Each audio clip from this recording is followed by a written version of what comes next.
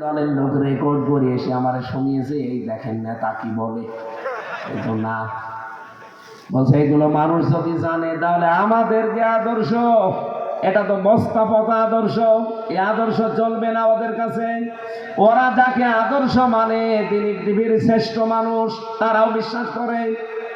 কিন্তু কথা মানতে গেলে আমাদের তো চেয়ারে জীবনেও বসা হবে না। চেয়ারে বসতে আপনাদেরকে আমরা নিষেধ করি না, আপনি এসে চেয়ারে বসেন, শুধু গ্যারান্টি দেওয়া লাগবে এই দেশ চলবে আল্লাহর আইন দিয়ে। ইকবাল সাহেব যেভাবে বলতে পারবে, আবু তালেব মন্ডল যেভাবে বলতে পারবে আমরা ক্ষমতায় গেলে দেশ চলবে কোরআন দিয়ে, আপনি বলেন আমি কালকে আপনার পক্ষে রায় চাবো, আপনার পক্ষে মানুষকে বলবো সাক্ষী দেন, ভোট দেন, যাই বলেন। আপনি তো বলেন না। ওপেন আপনি ঘোষণায় দিয়েছেন যে আমরা শরিয়া আইনে বিশ্বাস করি না। আপনি যদি বলতেন আমি বিশ্বাস করি না, তাও কিছু বলতাম না। আপনি তো বললেন আমরা, এই জায়গায় তো ঝামেলা। তার মানে আপনার সাথে যারাই আছে তাদের ওই একই কথা, আপনার কোরআনকেই বিশ্বাস করেন না। আপনার পক্ষে আমি কথা বলবো কোন সেন্সে? আমার কি পাগলা কুকুরে কামড় দিয়েছে? আপনার সাথেও সম্পর্ক আমার যেমন, আবু তালেব মন্ডলের সাথেও সম্পর্ক আমার ওই রকমই। ওনাকে ভালোবাসি শুধুমাত্র উনি আল্লাহর আইনে জমিনে চাই এ কারণে, আর আপনি চান না এই কারণে আপনাকে আমি ঘৃণা করি। আল্লাহর কসম, এছাড়া আর কোনো কারণ নেই। আপনি আজকে ওপেন ঘোষণা দেন পাবনার এই দারুল আমান ট্রাস্টের এই গেটে দাঁড়িয়ে, আগামীতে যদি আমরা যেতে পারি কোরআন ছাড়া অন্য কোনো বিধান চলবে না। আজকেই বাংলাদেশের সবাইকে বলবো এক হয়ে যান। তা আপনি আল্লাহর বিরুদ্ধে গেলে আপনাকে আমি মেনে নেব না। আপনি তো কেউ না, আমার বাবা গেলেও বাবাকে আমি মানি না। এই কথা বলেন না কেন? আবু জেহেল জেনে শুনে বুঝে বিরোধিতা করেছিল, আপনিও দেখছি জেনে শুনে বুঝে টকশোতে বসে বসে বিরোধিতা করেন। তা আপনি আর আবু জেহেলের ভেতরে পার্থক্য কি? কোনো পার্থক্য নেই। আমার মনে হয় আপনার নামটা আবু জেহেলের নাম যেমন পাল্টানো হয়েছিল, ওর নাম ছিল আবুল হাকাম, নাম হয়ে গেছে আবু জেহেল। আপনার নামও নবীর একটা উপনাম, ওই নামও পাল্টিয়ে এরকম একটা কিছু দেওয়া দরকার।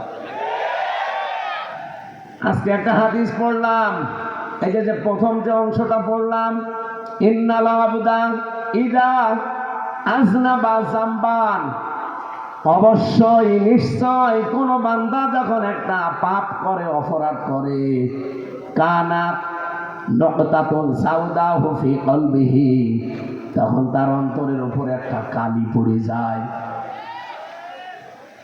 এই মানুষটা যখন আবার ইস্তেগফার করে, তাওবা করে, আল্লাহর দিকে ফিরে আসার চেষ্টা করে, আমার আল্লাহ বলেন কালিটা আমি মুছে দেই। কিন্তু যখন আবার এই লোকটা এই গুনাহ অপরাধ করে, ও যদি আর ফিরে আসার চেষ্টা না করে, তাওবা না করে, ওই মানুষের ওই কালো অংশটার পাশে আর একটা দাগ দেওয়া হয়। দাগ দিতে দিতে এমন পর্যায়ে চলে যায়, তখন ওর কাছে ভালো কাজও ভালো লাগে না, খারাপ কাজও ভালো লাগে না, সব সমান মনে হয়। আমার মনে হয় হাদিস বাংলাদেশের অনেকের জন্য আজ কার্যকর। এই কথা বলেন না কেন? আপনি দেখেন, জ্ঞান তাদের নেই তা না, তাদেরকেও মানুষ জ্ঞানী মানুষই মনে করত। আবু জেহেলের মতো তো জ্ঞানী তারা না। আবু জেহেলের নাম ছিল আবুল হাকাম, জ্ঞানীর পিতা। সে যখন আল্লাহ রাসূলের এই সঠিক কথাগুলো জানার পরে, বোঝার পরেও মানে নাই, এমন নাম দিয়েছে কিয়ামত পর্যন্ত নাম দুনিয়ায় কেউ রাখবে না।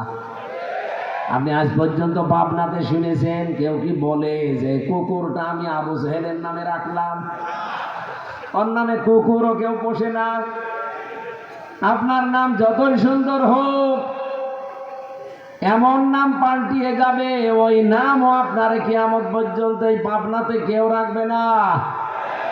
আমি জানি আপনার হেদায়েতের পরিবর্তে আপনার শয়তানি বাড়বে, আপনার ভেতরে তো কালো হয়ে গেছে।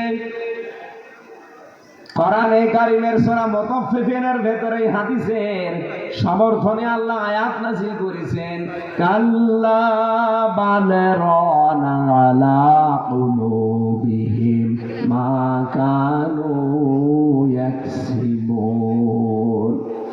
কখনোই না, তোমরা যেটা ভাবো সেটা না।